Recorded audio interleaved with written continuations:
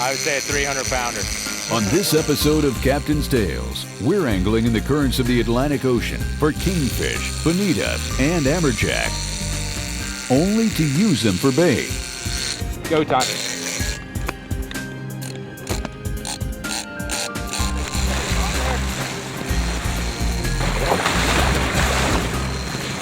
Our real target is one of the most mysterious predators of the sea that inhabits both the shallows and the deep, the man-eating bull shark. Throughout maritime history, there have been experts on the water who knew how to navigate and locate their bounty. These individuals held the secrets to where, when, and how. This still holds true today. Get ready for an angling experience filled with sea secrets, fantastic fishing, and great destinations. For on this show, it's only the captain and the camera. On this trip, we leave from Sailfish Marina out to the Atlantic Ocean with Captain Greg Bogdan. Captain Greg grew up migrating back and forth from the offshore fishing grounds of New Jersey to the tropical Gulfstream of the Florida coast. Growing up on the water, he gleaned his angling style from catching every species imaginable in the sea. This experience has made him one of the most popular and respected captains among his peers and the charter fishing community. And I just like to continuously keep throwing the chunks. It's always good to spread the chunks out too, make the fish work a little harder for them. If you throw them all in one spot, they get eaten a lot quicker. Rather than throwing them 15 or 20 feet away from each other, it'll get the fish actively searching for the chunks. A lot of people will throw 4 or 5 chunks in the same spot. When they do get eaten, they get eaten really quick. Spreading them out a little bit will make the fish more aggressive and make them look around. So if you have a bait off the front of the boat or in the back of the boat, you know, you got a better chance of getting bit by throwing the chunks in different areas when the fish are zooming all around. Kingfish, you know, whatever. It's just rod maintenance. Totally concerned with the rod that's in your hand. You know, right now my rod in my hand's bent. This one was loose. So I'm gonna wind on that one a little bit. And then when this one's tight, you know, if the other one comes loose, I'll get a couple cranks on that. You know, you just want to keep the line tight, plenty of time, and then you watch, these lines are getting crossed, and now I move this fish over here, get a couple cranks on this one, and it's just move, you know, there's no rush. You're just moving the rods around the boat. Make sure the fish don't get crossed up. And your main thing too, a really important thing that not a lot of people do is when your lines get crossed up and you have a couple of fish on, a lot of people try and pull their fish away from each other. You actually want to put the rod tips together. Now these two are crossing.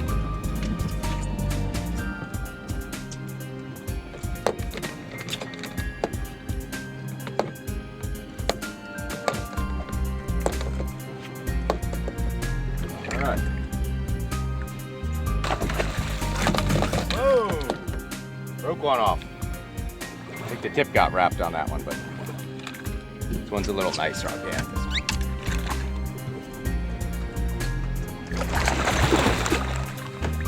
When I get a king on mono, I like to just really wind. It seems like if you do big pumps, a lot of times it'll change the fish's direction, and you really want to keep them laying on the same side. Yeah, tight. There it is. If he changes directions, a lot of times that's when he's going to bite you off. Like this guy.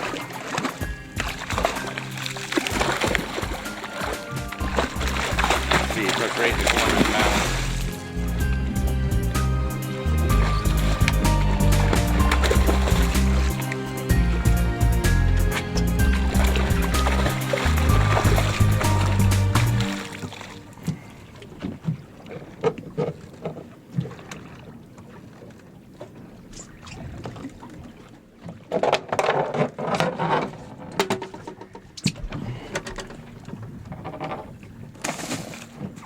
Use the cooler as a de-hooker.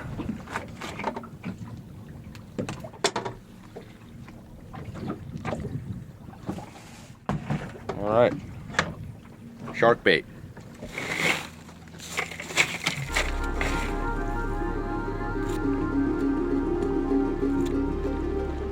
And the blood looks good. It's not a super monster because he didn't eat him in one bite. Took him 2 bites. I would say a 300-pounder. We'll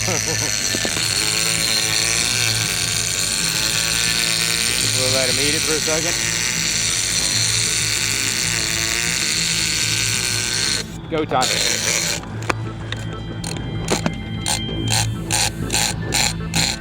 Get him on there.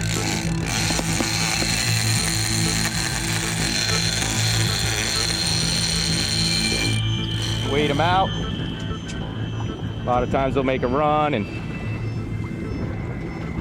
he's holding his own. Got about 35 pounds of drag on him. So a lot of drag with this rod. We'll catch one later on a 50 where there's not quite as much drag, but this one has actually got the boat anchored. You can see the current coming by the boat. He's pulling the boat backwards right now.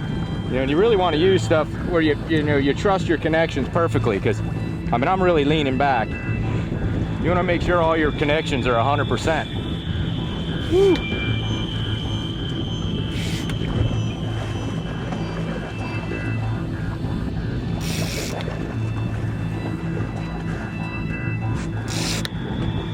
Short pumps.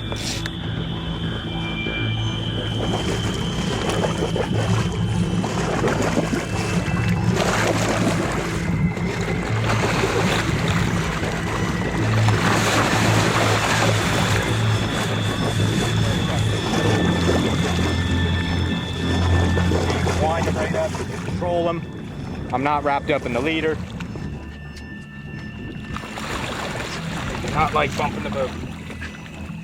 Now I can reach down and cut it, but I'm just gonna show you. I fish wire so that if that fish takes off, ready? I just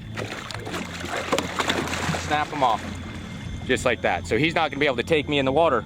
A lot of people will use 15, 19 wire, and you get wrapped up in that stuff. I don't care how big you are, you're gonna have a really hard time breaking it. So using 12 wire, it's a 175 pound test.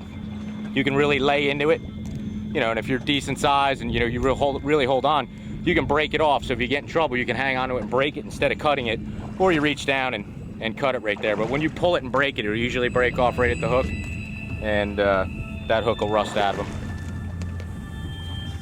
All right.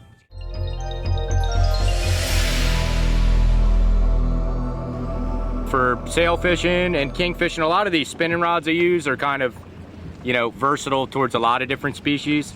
I use the Sargus, which I'll fish 15 to 20 pound test line on. I also use some of the slammers, spinning reels with the same thing. Depending on the size reel, will be the, really the pound test line I'm fishing on it. But for sailfish, dolphin, kings, really 20 pound test would be about the maximum I would go, and down to maybe 12 pound. I've also been fishing a couple of the spinners, the 550 SSG or the 560 slammer. The 560 slammer is actually a little bit of a better reel with the drag that it can get. It gets a little bit more drag than the SSG. But with these two, I actually have braid on them. I've been starting to fish a lot of braid, especially when the kings are around right now. And I've been fishing 20 pound braid and 30 pound braid. And you can really catch anything on them. I mean, we've been catching a lot of sails on these the smaller rods. It's really nice. Small rod, light, easy to handle all day long. And just catching a ton of fish. I mean, even some big, 50+ pound kings and plenty of sailfish on them.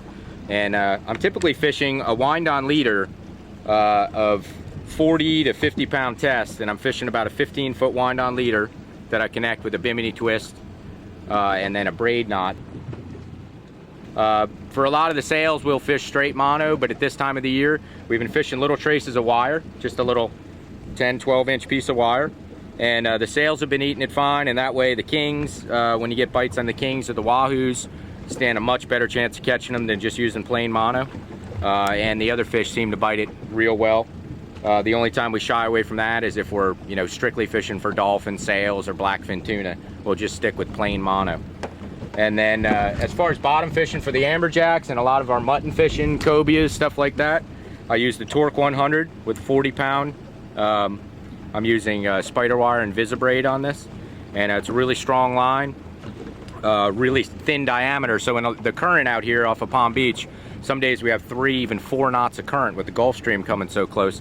So you really want a thin braid. That way you can scale down on the size of the lead you have to use to get on the bottom. And with the braid, you seem to be able to hold bottom a lot better than just using mono. And these Torque 100 reels really get a tremendous amount of drag. This is what we've been catching a lot of our amberjacks on. I mean, 60, 80 pound amberjacks and groupers and mutton snappers, stuff like that. And then shark fishing, the big rod I was using before was an 80 bent butt, but I use this 50 VSX International with 80 pound braid on it. And this rod, you know, will pretty much stop just about anything. I mean, no problem catching 300 and 400 pound sharks on this. Occasionally we use some big tackle like this when we're going after some big grouper. You know, Goliath groupers, the big amberjack, stuff like that. So it's a pretty versatile rod, and it's a smaller reel. I mean, it's easier than using an 80 to be able to handle it and move it around.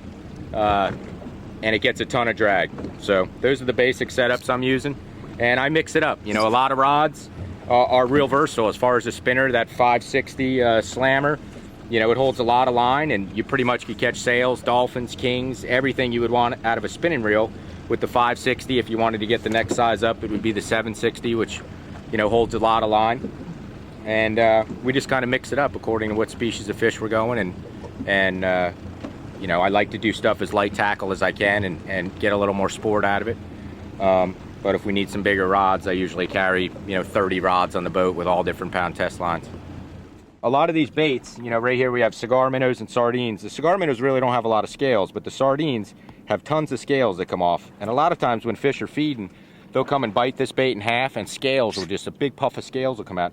The scales actually really attract the fish. So to have that flash in the water is pretty important. Now when I'm cutting up these sardines, a lot of times these guys are gonna have scales on them. And it's going to add to the chum. When I'm throwing a chunk, there's going to be scales coming off it. But a lot of times I'll use these cigar minnows as bait as well.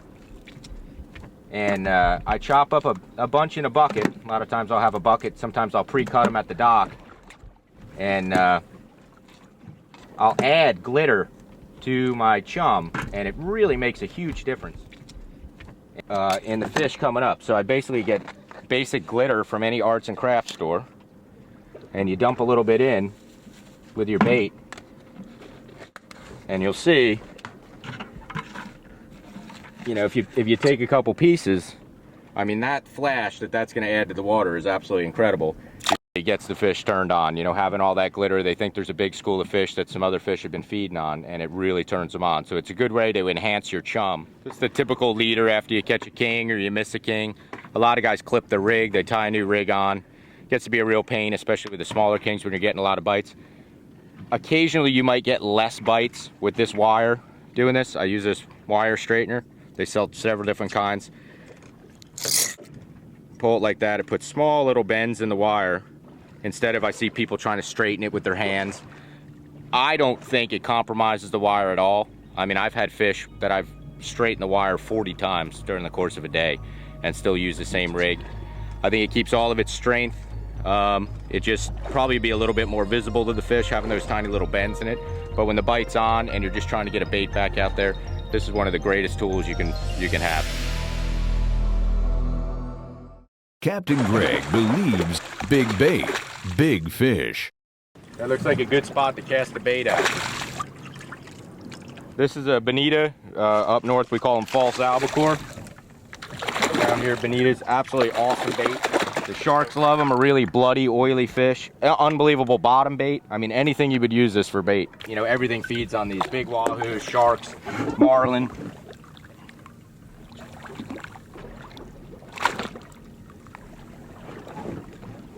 Really a pretty fish.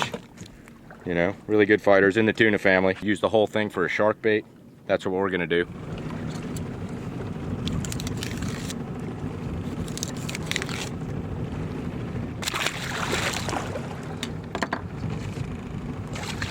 Drop that bonita down to the bottom and see if we can catch a shark.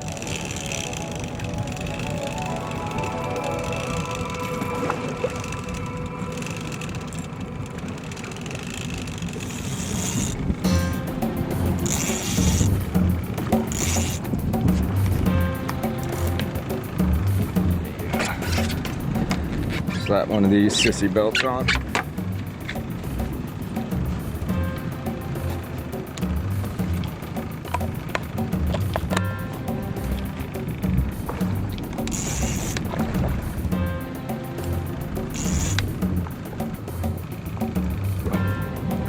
It's like about a 100 pounder, 125 pounds.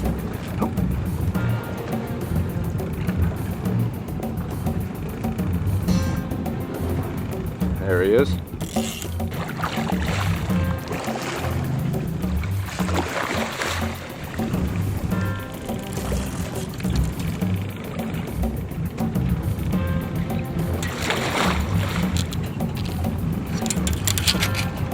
He's not happy. Still green, he really didn't put up much of a fight. Put the gloves on here and pull him right up.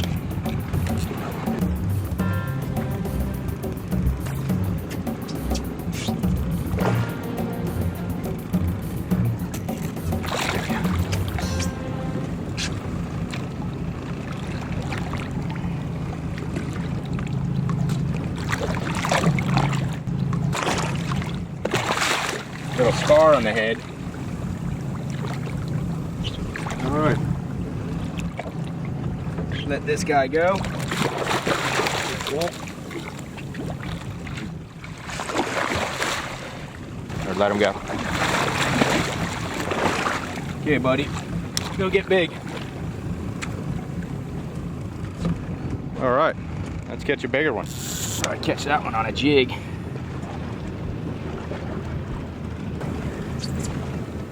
It's amazing. Most people catch a fish like this and it's one of the bigger fish they ever caught. This is what we're using for bait.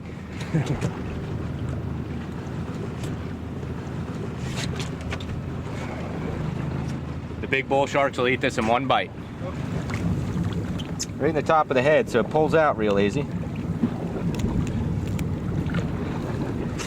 Stick it right in there.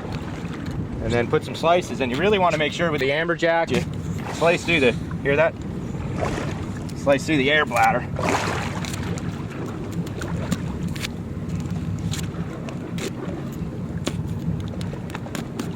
Get in here a little bit, get a little bit of blood flowing. There we go. Leaking oil. Perfect.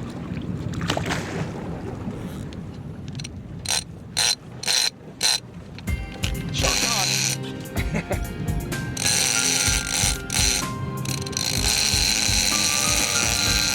Bigger than the last one. I don't think it's a giant one, probably another couple 100 pounder, but my wife said I was getting a little overweight, so this is what I do for my ab workout. No belt.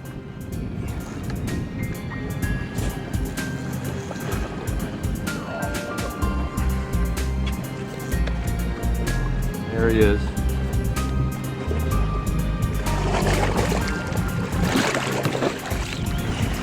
Going under the boat. Not too happy. Looks like he's about 225. Really was dogging down there on the bottom, fighting really good. I thought it was going to be a little bigger, but it's a nice one.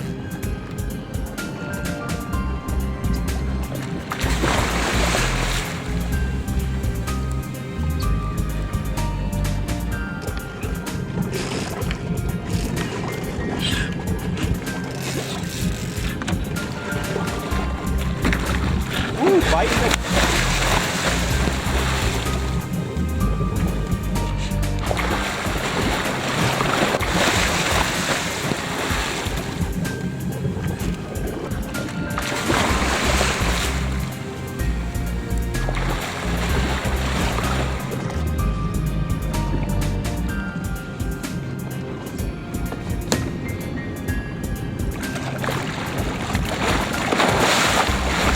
Probably about a 250 pounder.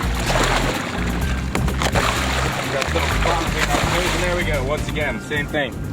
12 wire instead of 15 wire, you know, they can handle you a little bit more. With the 12 wire, it's 175 pound test. You'll catch every shark, you can put a ton of pressure on them, and then just hang on, it'll break right off. Try one more fishing spot online. Log on to www.captainstales.com. Closed captioning brought to you by Moonlighter Push Poles and Nets.